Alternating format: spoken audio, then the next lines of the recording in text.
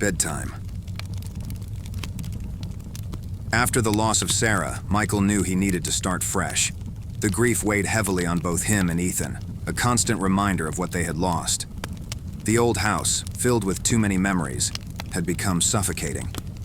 Every corner held echoes of her laughter, every room a ghost of what their lives had been.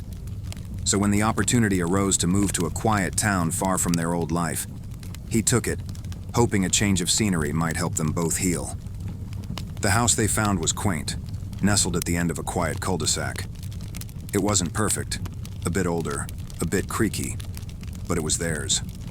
Michael told himself that this was where they would rebuild their lives, away from the constant reminders of loss.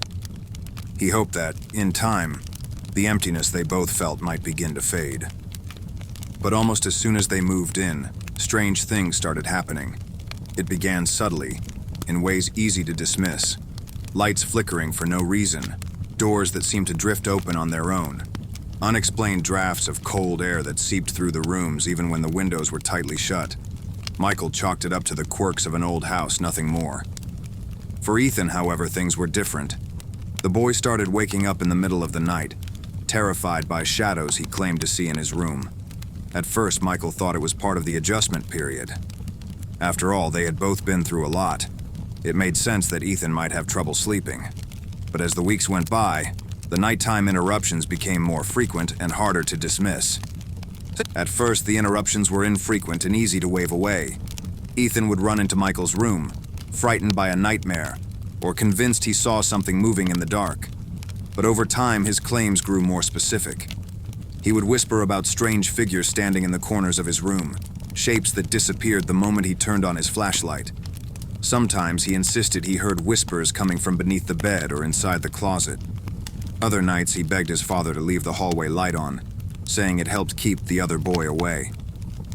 "It's normal for kids his age," Sarah had once said during those early days when they were still together, when shadows were just shadows and monsters were only in stories. Michael repeated those words to himself now, trying to believe them. But he couldn't shake the feeling that there was something different this time, something more than just an overactive imagination. Tonight, as Michael entered the dimly lit room, he immediately sensed something was off. The air felt unusually cold, and a faint draft brushed past him, though the windows were tightly shut. Ethan was already in bed, tucked neatly under the blanket, waiting as always. But something about him seemed different tonight, something Michael couldn't quite put his finger on. The boy's face was mostly hidden in shadow, but the faint glow of the nightlight illuminated a grin that stretched unnaturally wide across his face. It was a smile that didn't belong there. "You okay, buddy?" Michael asked, his voice a bit softer than usual. Ethan nodded, the eerie grin never fading. His voice came out quiet, almost a whisper. "Daddy, check for monsters under my bed." Michael hesitated.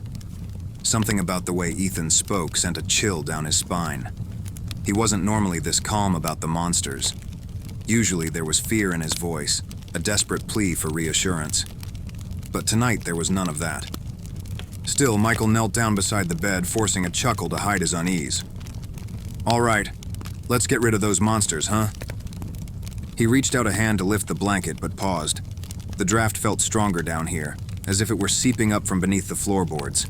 The shadows under the bed seemed darker, thicker than they should have been.